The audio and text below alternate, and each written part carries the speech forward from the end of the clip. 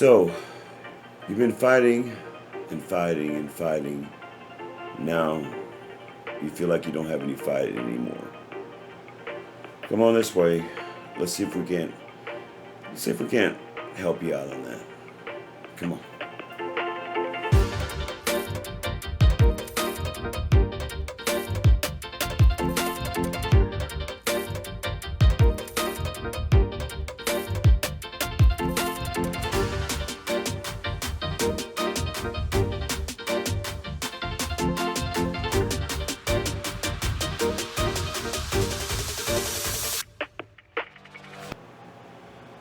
Hi, my name is Daryl Phillips, and this is a bipolar perspective presented to you by Noir Apologia Gaming.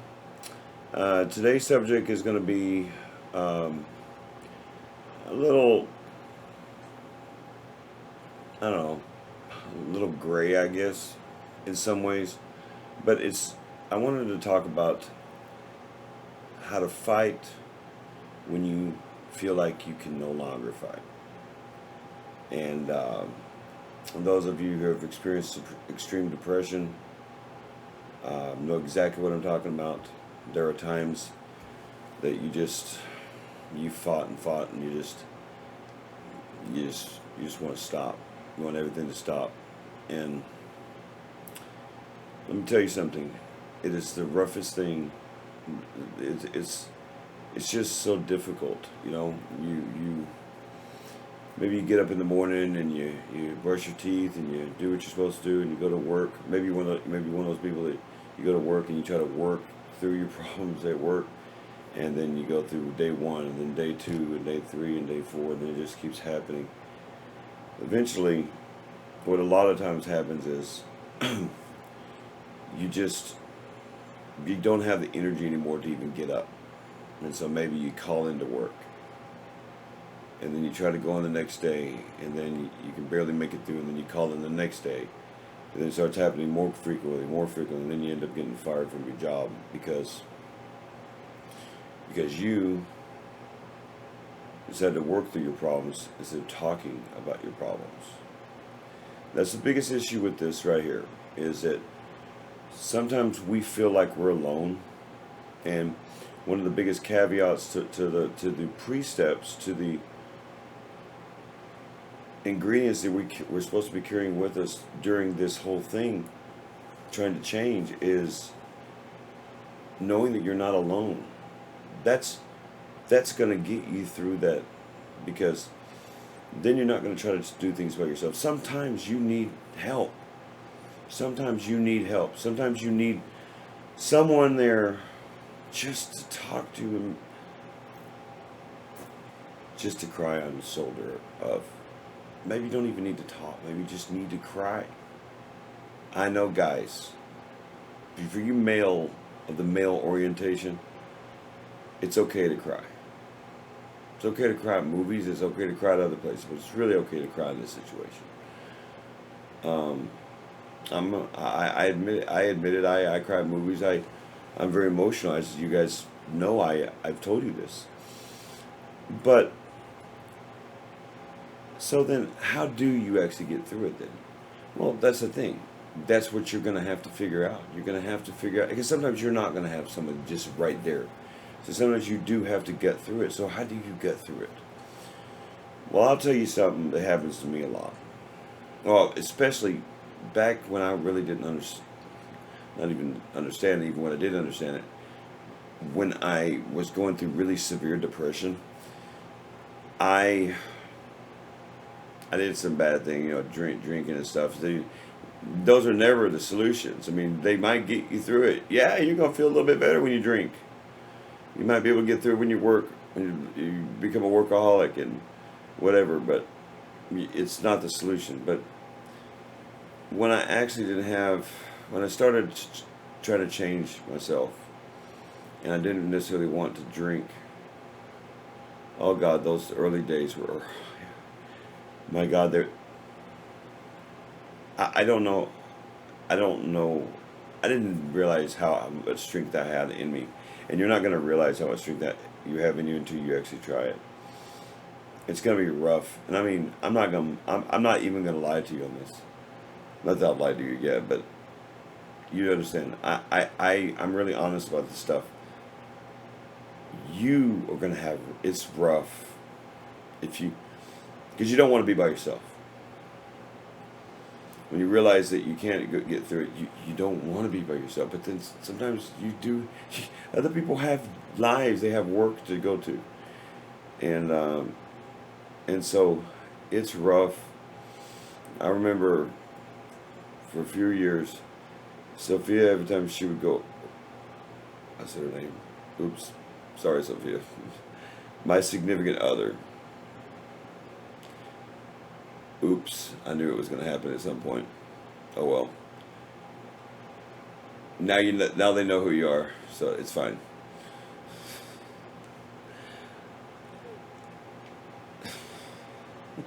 Can't believe I did that. Anyway, so she would go off on to a trip to Minnesota, and I didn't necessarily come with her. And it was rough. Rough. Just so you know, I'm not taking it out. So, oh well. Sorry. Love you. Anyway, so um, I I had it rough, and so I know that there's got to be you guys. When I say leave comments below, I mean that. I want to know. Maybe you've had similar situation where like someone goes off on a trip, or maybe you used to talking to somebody, but they have to go somewhere, and you're there by yourself. So even if you have a plan to not be by yourself in a situation like that, sometimes you're gonna have to be by yourself. So what do you do? How do you get through it? I want to know how you personally get through it. I would like to hear what you have to say. And if you don't know how to get through it, well, maybe I can help you on that. Because I can tell you, I remember how I talked about I don't get rid of all the dark stuff. Because because of my dark past, I grab that key that I only have that room to that and her.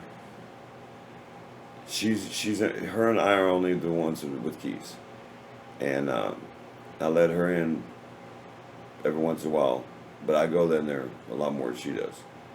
And I go in that room, I open that door, and I go to the deepest, darkest pain you can imagine. The pain that I don't ever want to think about in a regular situation. And the reason why I do that, this is just me, is because I want to remind myself that this used to be worse. That you used to have no one to talk to. That you used to be homeless. I tell myself that all the time. Now, there's some people who probably would disagree with that tactic, but I myself find that to be very useful to me. It gives me drive in the moment. I don't keep that in me. I don't let that affect me like that. Not anymore. But especially when I was working on my problems, I had to go into some terrible memories to work on my problems. It would make me so depressed. I just couldn't get up to wash myself, couldn't get up to brush my teeth, couldn't get up to do anything. Now I formed really bad habits because of that. And check this out. I used to think that psych wards were very controlling, as it were, because they force you to get dressed and get yourself ready and stuff. No, they're not controlling. They're not. I understand why they do that. I don't necessarily like the way they necessarily do it all the time, but they have the good intent there. Because understand the mind frame of the person who's really depressed. Like when you're in that sunken mind frame, as I call it, the thing is, it's I feel like crap. Right? I feel like crap. Therefore, thus, who cares if I smell good? I don't care what you think I smell like, because I feel like crap. So I might can smell all shiny and new for you. It might make your day better, but it never made a damn difference to my day. That's the mind frame. It's bad, really bad. And I'm letting you know that's when you're in that mind frame, you cannot think about anything but that pain. And so, do you think I want to get in a shower when I'm like that? Ah, that's where we come to the solution, or one of the solutions. I think it's something you have to force yourself to do this. So, if you're in the house and you're one of these people that you get depressed and you like to sit in the house, don't. The first second you feel that depression come along, you go for a walk. Get out of the house. You have to. You understand where you're going, right? You understand.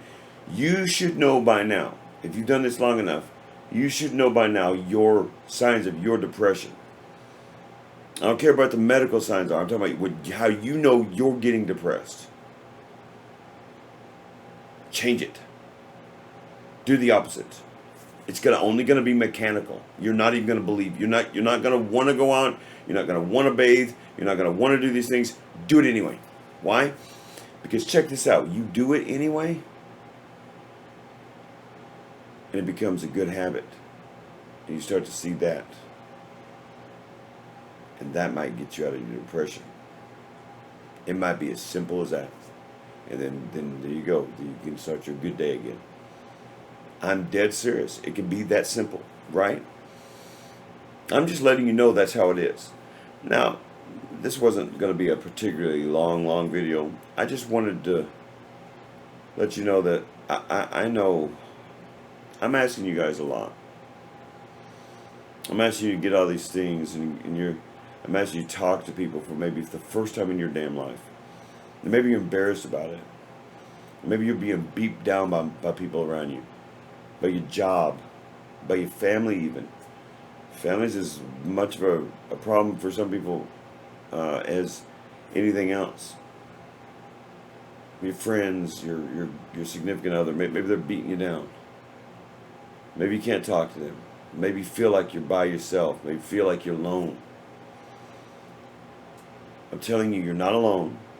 You'll never be alone. And as long as I live, as long as I have breath in my system, I promise you, you won't be alone here. No matter what. No matter what happens, you will not be alone here. You can believe me or don't. But trust me. Try me out. Try it. Talk to me. Because you may never know where a solution can come from. Even my ugly self. Again, not ugly, but still. You understand? That I understand. I really do. I understand the whole. It's terrible. It's a terrible thing. To fight and feel like you haven't gotten anywhere with it. But you have gotten somewhere with it. Because you're still fighting and you're still alive to do so. It will come. You keep fighting. And when you feel like you can't fight anymore, you might not need to. You have other people around you probably. And if you don't, you have me. You have me. And look at me. I'm doing this because I know what it's like. I'm doing this because being alone is the worst thing that you can be when you're depressed, when you're fighting. By the way, this applies to fighting for anything. You be fighting for a cause and get tired. Just feel like it's getting nowhere, that kind of thing. But I'm talking about specifically to people that are experiencing depression, to experiencing that low points in your life because something happened or you're going through something. You're not here alone. You'll never be alone. So on that note, you guys have a good day. Have a good night. Please tell the people that are helping you, tell the people that are closest to you, thank you for helping me, because you never know what that means to them as well. And be good to others, be good to those around you. May the Lord of light bless you in all things.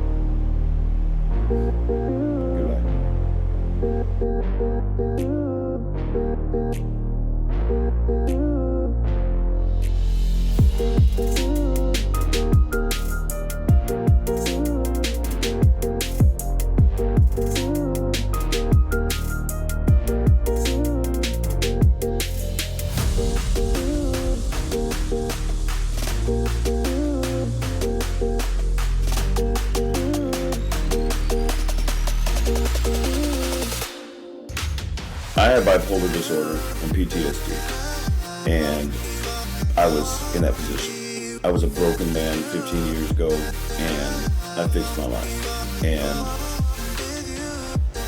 everybody talks about changing this world, and so forth and so on, and everybody talks and talks and talks, and they never do anything about it. Well, here I am. I'm going to do something about it. I'm tired of the misconceptions about mental disorder. I'm tired of the directions that some people try to give to people with real problems in life. Really examine your life. Want to without knowledge is ignorance. If you don't know what it's going to take, if you don't know why you're doing things, why you want to change your life, there is no there's no point to it.